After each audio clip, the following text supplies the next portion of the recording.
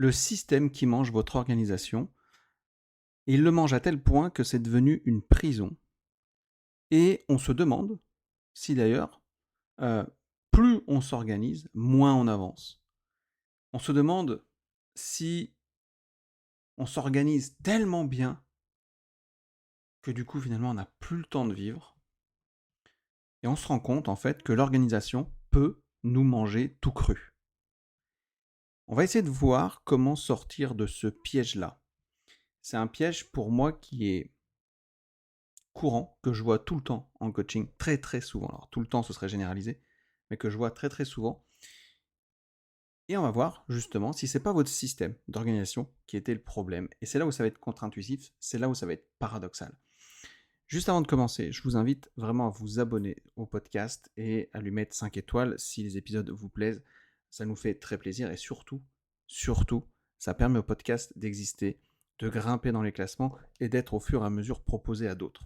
Et d'ailleurs, pensez à partager également le podcast ou les épisodes qui vous intéressent ou qui pourraient intéresser des personnes de votre entourage. Voilà qui est fait, on attaque tout de suite. Bienvenue dans OBT. Ici, avec Pascal, on prend la productivité à contre-courant. Pas de leçon de morale. On discute, on partage nos méthodes, nos galères aussi. Et surtout, on dézingue la culpabilité que vous balancent tous les gourous du « fais plus, dors moins ». Le but, que vous passiez un bon moment et que vous ayez envie de passer à l'action, tranquillement, à votre rythme. C'est super bien présenté, Kev. Ce que je vous propose, c'est qu'on attaque tout de suite. Salut, c'est Pascal Dumont dans le podcast OBT, donc le podcast de productivité. On va démystifier justement cette productivité aujourd'hui parce qu'on va parler du système qui mange votre organisation, le système qui vous met quelque part dans une prison. On avait fait un épisode avec Kevin au tout début, justement, où on expliquait comment faire que ça ne devienne pas une prison lorsqu'on décide de s'organiser. Alors évidemment, là, je vais aller un peu plus droit au but, je vais prendre un angle un petit peu différent, mais je vous invite également à écouter cet épisode ensuite. Donc, il y a un profil, moi, que je reconnais immédiatement quand je suis en coaching, vous l'avez peut-être croisé aussi, peut-être que vous vous reconnaissez aussi dedans, c'est quelqu'un qui a essayé, par exemple Notion, a essayé des automatisations, Claude, ChatGPT, un truc de to-do list, Monday, Trello, etc., qui a lu 50 000 bouquins sur les méthodes de productivité et qui a abandonné au bout d'une semaine. C'est un mec, ou une personne plutôt, qui a testé la technique du Pomodoro, le time blocking, bullet journal, etc., qui a une chaîne YouTube, qui regarde des chaînes YouTube à tout va, qui écoute des podcasts comme OBT par exemple, qui parle de son système avec une précision presque chirurgicale. Et malgré tout ça, en fait, il a toujours l'impression de courir après le temps. En fait, ce profil-là, je le connais bien, parce qu'à un moment donné, c'était moi. Mais c'était il y a très longtemps, c'était il y a 10-15 ans. Alors évidemment, les Trello, les Monday, ça n'existait pas, on s'organisait différemment. Mais j'avais mis en place des systèmes et ça m'allait pas. Parce qu'en fait, je pense que c'est un des pièges les plus compliqués à sortir au niveau de la productivité. Quand on met en place son système et qu'on n'arrive pas à s'en sortir parce qu'il devient une prison. Et du coup, le piège de l'organisation devient quelque part une fin en soi. Alors, en vrai, très souvent, l'outil devient le but. Si le seul outil que vous possédez, c'est un marteau, eh ben, vous allez être tenté à traiter chaque problème comme si c'était un clou. Donc ça, c'est Maslow qui a dit ça. Et j'ai envie de vous dire, il y a une version un peu plus subtile, ou je sais pas comment on pourrait dire perverse de ce problème. C'est en gros quand vous possédez tellement d'outils que vous passez votre temps à les entretenir, à les affûter, à les réorganiser, eh ben en fait, vous construisez pas grand-chose. Et c'est ça qui existe dans la productivité moderne. Le marché des outils d'organisation, il est colossal. Franchement, j'ai rien à vous apprendre. Il y a 50 000 outils. Vous tapez outils de productivité, vous allez en trouver 200 sur Google. Les logiciels de gestion de tâches, de productivité, de gestion de projet, voilà, c'est blindé. Et pourtant, on se rend compte qu'il y a toujours des gens débordés, que ce système-là, ces systèmes-là, ça provoque aussi des urticaires. Hein. Moi, ça me provoque des angoisses. Et parce que, en fait, on n'avance pas sur ce qui compte. C'est ça qui est compliqué. Et ça s'additionne pas en vrai. Parce que il y a maintenant une agitation organisationnelle. Et je trouve, depuis en plus le Covid, on parle de ça. Il y a une organisation, là, comme ça, une agitation sur l'organisation. Et il faudrait, je pense, se poser la question, savoir si euh, on parle d'organisation utile ou d'organisation totale. Et il y a un philosophe allemand qui distinguait le travail utile, qui était plutôt orienté vers un but extérieur, et le travail total, où là, cette configuration, où toute l'existence, quelque part, se plie à la logique de la performance et à de l'optimisation. En gros, dans le travail total, même le repos, quelque part, ça devient une technique de récupération pour mieux performer ensuite. Même l'organisation devient du coup un projet en soi. Et on parle de ça en 1948, hein. Donc ça fait un petit moment quand même. C'est Pieper, Joseph Pieper qui disait ça. Et ça, c'est notre quotidien en fait en 2025. Il y a eu quelque part une sorte de glissement invisible, c'est ce qui rend ce piège du coup difficile à détecter. C'est qu'il ressemble exactement à ce qu'on nous dit de faire. En fait, quand vous passez 2 heures à réorganiser votre Notion, par exemple, ben vous avez l'impression d'être productif. Alors qu'en fait, pas du tout. Vous, vous avez l'impression éventuellement de construire quelque chose. C'est visible, c'est mesurable. Ça génère quelque part une satisfaction immédiate. Ça libère un peu de dopamine dans votre cerveau. Vous avez coché une case qui était améliorer mon système de cases à cocher, par exemple. Mais en fait, on se rend compte qu'en neurosciences, les mécanismes en fait, de motivation et de récompense expliquent que notre circuit de dopamine est activé non pas par l'accomplissement lui-même, mais par l'anticipation de la récompense. Ce qui signifie en gros que planifier, organiser, préparer peuvent générer autant de satisfaction, on va dire chimiquement, quoi, neurochimique, que de le faire réellement. Et ça, c'est une fonctionnalité du cerveau humain qui est du coup utile aussi pour la survie. Parce que dans un environnement de productivité moderne, on va dire, même si c'est saturé d'outils, eh ben, ça devient un piège. Donc vous pouvez passer une journée entière à vous organiser et à vous sentir épuisé en fin de journée ou le soir, comme si vous aviez travaillé dur. Techniquement, en fait, vous n'avez rien produit. Mais votre cerveau, lui, a vécu une journée de travail. Et c'est ça le piège qui est difficile à détecter. Et c'est ce fameux paradoxe de l'efficacité. Il y a un concept en économie qu'on appelle l'effet rebond. En gros, c'est quoi? Quand on améliore l'efficacité d'une ressource, on finit souvent par en consommer davantage, pas moins. Et en fait, c'était Jevons, je crois que c'était ça, ce qu'on dit que c'est le paradoxe de Jevons, il me semble. Il l'avait observé avec le charbon à l'époque. Les machines à vapeur, plus efficaces, on est d'accord, en fait, n'avaient pas réduit la consommation de charbon. Elles l'avaient augmenté parce que l'efficacité avait rendu l'usage encore plus attractif. Et donc, ce paradoxe-là s'applique parfaitement à la productivité personnelle moderne, notamment. Donc, en gros, plus votre système est efficace, plus vous pouvez théoriquement traiter les tâches.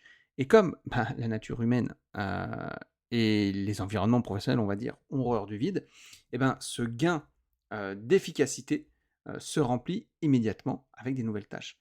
Et vous ne vous libérez pas du temps, vous créez simplement la capacité pour en absorber davantage. Et en fait, comme j'en parlais un petit peu dans l'épisode où je parlais de Chronos et de Kairos, les outils qui sont censés améliorer la communication et l'organisation, donc des trucs d'email comme Slack, des outils de gestion de projet, etc., et bien quelque part, ça a augmenté la charge cognitive et le sentiment de débordement. Parce que chaque outil, en fait, qui promettait de simplifier, a ajouté tout simplement une couche de complexité à gérer. Et moi, je le vois vraiment quand je bosse sur des projets, quand on est plusieurs à bosser dessus et qu'il y a un Monday ou un Notion, des machins, et moi, je flippe un peu parce que je sais que j'ai du mal à suivre ça. Je sais que j'ai du mal à tout encocher les cases, les machins, parce que c'est très complexe. Moi, par exemple, mon Notion, j'utilise, mais d'une façon la plus simple possible. Vous voyez, des raccourcis, tac, je vais là, pouf, pouf, pouf, je m'en fous si c'est pas beau. Je vise l'efficacité.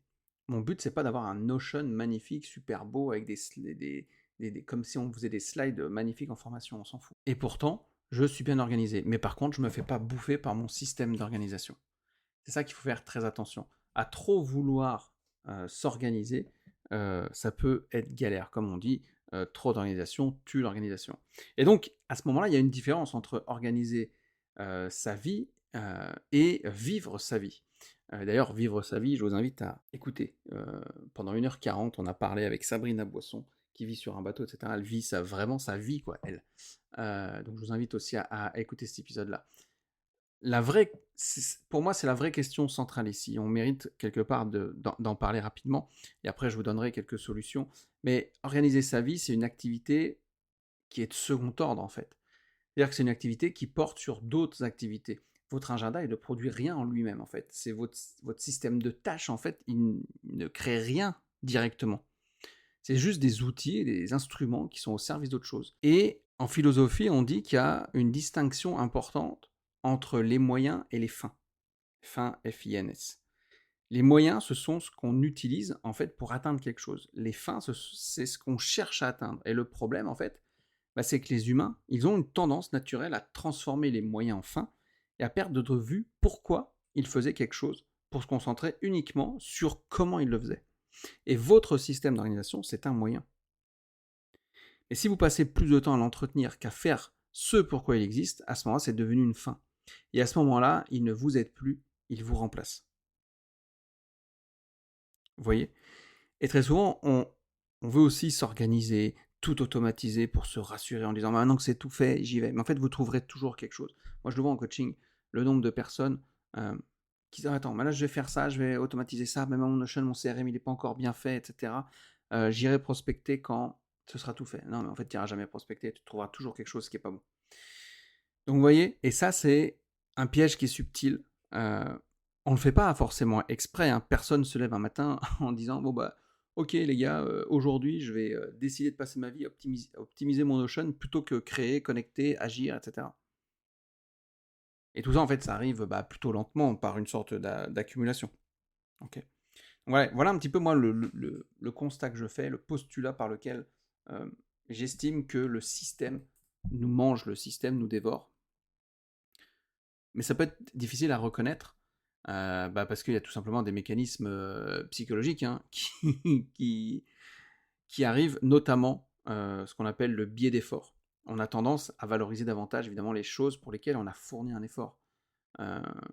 Si vous venez me voir, ouais j'ai fait ça, je vous dis mais ça sert à rien, pour moi il ne s'est rien passé, vous n'êtes pas content parce que vous estimez que vous avez fourni un effort. Si vous avez passé 20 heures à construire votre système Notion, vous avez naturellement quelque part lui accordé beaucoup d'importance, vous allez continuer à l'alimenter, à le défendre, à dire mais non mais c'est trop bien, etc. Oui, parce que forcément l'investissement crée l'attachement, et c'est cet attachement en fait qui va vous pousser à continuer à investir dans quelque chose qui vous ne sert pas vraiment. La deuxième chose psychologique qui intervient, c'est qu'il y a une confusion entre structure et action. Un bon système, évidemment, donne un sentiment quelque part de clarté, de contrôle, et du coup, c'est agréable. On se dit, c'est bon. Mais on peut le confondre avec le fait d'avancer. Vous pouvez vous sentir organisé, donc vous sentir efficace, mais se sentir efficace et être efficace réellement, ce sont deux choses différentes. C'est comme ceux qui disent « Ah mais moi ça je sais, ok. » Et du coup, t'as fait ? Ah bah non. Et ouais. Et ensuite, il y a évidemment le troisième mécanisme psychologique qui peut arriver, c'est l'évitement, la procrastination. Parce que quand on se concentre sur ce système, c'est souvent de façon inconsciente pour éviter le travail réel. C'est ce que je disais tout à l'heure avec les coachés. Parce que le travail réel, quelque part, il est incertain. On ne sait pas ce qui va se passer. Si je dois partir en prospection, même si j'ai tout bien fait dans mon système d'organisation, de CRM, d'automatisation, tout ça, je vais peut-être me prendre des murs. Ok ? Et quand vous organisez votre Notion, quand vous organisez votre agenda, lui, il ne vous juge pas. Il ne vous dit pas « Attention, c'est pas bien ». Il n'y a pas une pop-up qui apparaît. Et donc, vous êtes dans un confort, là. Et donc, c'est une sorte de force invisible qui, quelque part, nous pousse vers tout ce qui ressemble à du travail sans en être vraiment. Et on a l'impression qu'on avance. Et ça, c'est l'organisation un peu compulsive, là. Et voilà. Parce qu'elle est bien déguisée. Alors maintenant, comment on peut savoir si vous êtes dans ce piège ou pas ? Il y a quelques questions simples à se poser et surtout à répondre honnêtement. Est-ce que vous passez plus de temps à planifier les tâches qu'à les accomplir ? Est-ce que vous avez plusieurs outils pour faire la même chose sans vraiment savoir utiliser lequel ? Est-ce que vous ressentez une légère anxiété à l'idée de simplifier votre système ? de supprimer des applications, de revenir à quelque chose de plus basique. Et en fait, si plusieurs de ces questions vous tracassent, eh ben, vous êtes peut-être dans la merde. Vous commencez peut-être à dire: «Ah, je suis peut-être dans le piège au début. Est-ce que j'ai les 2 pieds dedans? Est-ce que je suis complètement, enfoncé dans le piège ou pas?» Et si on part un petit peu sur un petit truc philosophique, on dit toujours, c'est quelque chose que j'entends, je fais pas mal de bivouac et on dit: «Un couteau est bon s'il coupe bien», en fait, c'est ça. On s'en fout qu'il soit beau, pas beau et cetera. Est-ce qu'il coupe? Est-ce qu'il se sert? Et un système d'organisation, il est bon s'il permet, en fait, de mieux vivre, de mieux créer, de mieux vous concentrer sur ce qui compte. Pas s'il est élégant, s'il est sophistiqué ou s'il est admiré par les autres. C'est ça le truc. Vous voyez? Alors l'idée, comme ça paraît évident quand je le dis, mais en vrai, ça l'est pas pour tout le monde. Parce que dans la pratique, on oublie très facilement de se poser la question, est-ce que mon système m'aide à vivre mieux, mais pas à m'organiser mieux, à vivre mieux, hein? Est-ce qu'il m'aide à vivre mieux? Donc concrètement, ça veut dire quoi vivre mieux? Ça veut dire avoir du temps pour les projets qui ont du sens pour vous, avoir de l'énergie pour les relations qui comptent, avoir de l'espace mental pour penser, créer, vous reposer aussi, travailler évidemment. Avoir en fait le sentiment en fin de journée d'avoir avancé sur quelque chose qui vous importe, pas juste d'avoir géré les choses. Et si votre système contribue à ça, gardez-le. S'il n'y contribue pas, ou pire, même s'il fait des obstacles, hein, c'est que c'est devenu un problème. Mais par contre, il faut être honnête pour regarder ça. Alors, je vais vous donner 4 leviers ici pour sortir du piège.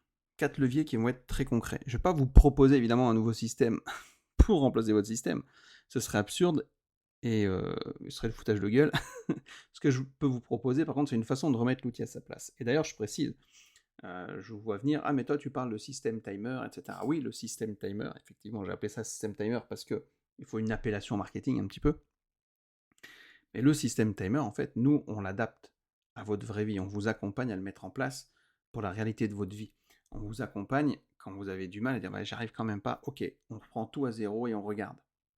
Et on met un système en place, mais un système en place qui vous fait avancer, un système en place qui vous convient.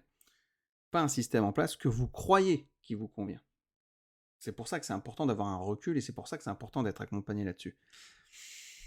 Donc voilà, oui, on a un système, mais c'est un système en fait qui est personnalisable et tout le monde n'aura pas le même. Alors, comment sortir de ce piège-là avec ces fameux 4 leviers? Le premier, c'est le test de la friction minimale. Le meilleur système d'organisation, je vous l'ai dit, c'est celui qui crée le moins de friction possible entre vous et le travail. Pas celui qui a le plus de fonctionnalités, pas celui qui est le plus beau. C'est celui qui, quelque part, s'efface le plus. Donc posez-vous la question, est-ce que mon système me rapproche de mon travail, c'est-à-dire des tâches impactantes de mon business, ou est-ce que ça m'en éloigne? Est-ce qu'il me faut 3 clics en 2 minutes pour retrouver une tâche, ou est-ce qu'elle est là, immédiatement accessible? Et plus votre système est complexe, plus il consomme de l'énergie qui devrait être mis ailleurs. Et vous savez, si je fais un parallèle avec la cuisine ou le rangement, etc., on voit plein de trucs, il faut que ce soit rangé, nickel, il faut qu'il n'y ait rien qui traîne, il faut que ce soit épuré, etc. Et moi j'ai envie de dire, mais en fait c'est l'inverse. En fait, il faut que ce soit chargé. Et chargé dans le bon sens. Je ferai peut-être un épisode là-dessus, c'est intéressant. Quand je dis ça, ça veut dire que moi, par exemple, j'ai des trucs qui sont accrochés au mur, des sortes de porte-stylos, une calculatrice, etc., qui sont tout à portée de main. C'est-à-dire que j'ai pas besoin de me lever et j'ai juste à prendre. J'utilise mes stylos, mes gommes, j'ai mon agenda qui est juste à côté, j'utilise un micro, quoi. Tout est à portée de main sans que je me lève. La seule chose où je dois me lever, c'est à 1 mètre, j'ai un tiroir où j'ai d'autres micros, d'autres fils, etc. Sinon, tout ce que j'utilise 90% du temps dans ma journée, tout est à portée de main. C'est pas rangé, c'est visible, c'est pas dans un tiroir, etc. C'est visible. Tout ce que je me sers pas beaucoup, là c'est rangé. C'est-à-dire que c'est pas visible. Mais le reste, c'est visible. Et tant que j'ai un projet en cours, je range pas mes trucs. Quand je faisais de la BD par exemple, j'avais mes scénarios au départ, je faisais tout à la main. Donc je faisais mes storyboards sur des feuilles de papier, etc. Tant que j'avais pas fini, c'était en vrac sur mon bureau. Une fois que j'avais fini, hop, je rangeais. Une fois que j'avais fini le projet, hein. Pas la journée. Donc ça, c'est important. Faut que ce soit accessible tout de suite, votre système d'organisation. Faut pas que vous mettiez diplôme à chercher vos dossiers, vos machins. Et dans la vie, c'est pareil d'ailleurs.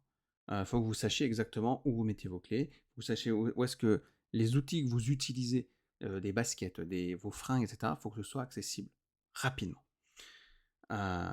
Et c'est pour ça on dit toujours il faut dans la cuisine, des placards hyper profonds. Ouais, c'est bien quand c'est profond, on peut mettre plein de trucs, sauf que l'outil ou la machine qui est toute derrière, vous n'allez jamais la prendre, ça va vous faire chier en fait.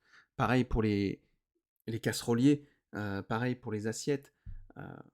En fait, que ce soit profond, ça sert à rien, ça sert juste à en mettre plus. Mais c'est pas pratique pour l'utilisation. Parce qu'il faut virer tout ce qu'il y a devant, etc. Et c'est super chiant. Et du coup, personne ne le fait. Deuxième levier, on distingue l'organisation et la planification. Il y a une différence fondamentale entre décider à l'avance de ce que vous allez faire, donc ça c'est planifier, et construire ensuite un système. En fait, construire et entretenir un système qui va stocker les tâches. Donc ça c'est l'organiser. La planification a une valeur directe parce qu'elle va réduire évidemment les décisions en temps réel et elle vous permet de rentrer directement dans le travail. Et l'organisation, elle a de valeur uniquement si elle rend la planification plus facile et plus rapide. Et c'est pour ça que je vous dis en fin de journée, ayez toujours les tâches impactantes que vous avez à faire pour le lendemain. Pour que quand vous vous leviez le matin, vous saviez exactement et vous allez arriver directement, vous attaquer les tâches qui sont impactantes pour votre journée et pour votre business.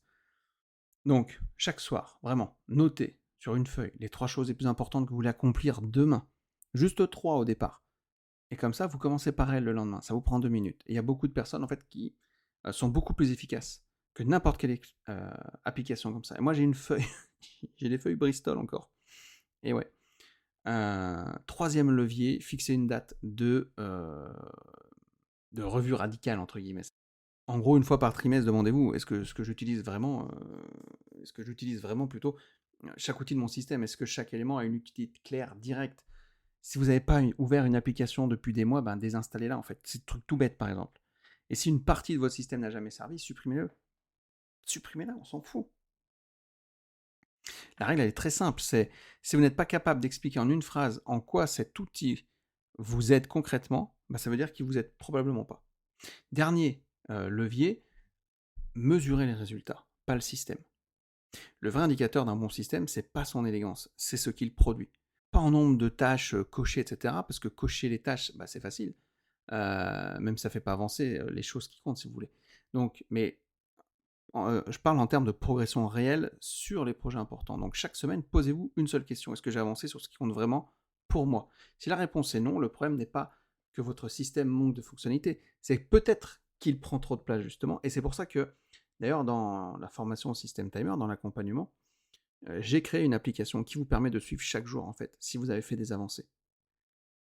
C'est ça qui est intéressant. Chaque jour, on voit, ok, là, et puis vous avez une petite bulle qui vous explique, voilà ce que vous devriez faire. Et comme ça, vous voyez vraiment ce que vous faites et ce qui compte pour vous. Et c'est super bien pour le suivi. Alors, qu'est-ce que ça change, en fait, de voir les choses comme ça? Moi, je pense que le fait de simplifier, c'est un vrai cadeau qu'on peut se faire. Je rejette évidemment pas la technologie, je l'utilise tous les jours, mais simplement par clarté. Parce qu'un outil simple qu'on utilise vraiment, ça vaut beaucoup mieux qu'un système sophistiqué qu'on entretient en fait sans jamais en tirer de valeur réelle. Il faut que ça reste hyper simple. Ne laissez pas l'accessoire envahir l'essentiel. Refusez de passer sa vie à gérer votre vie plutôt qu'à la vivre. Et voilà.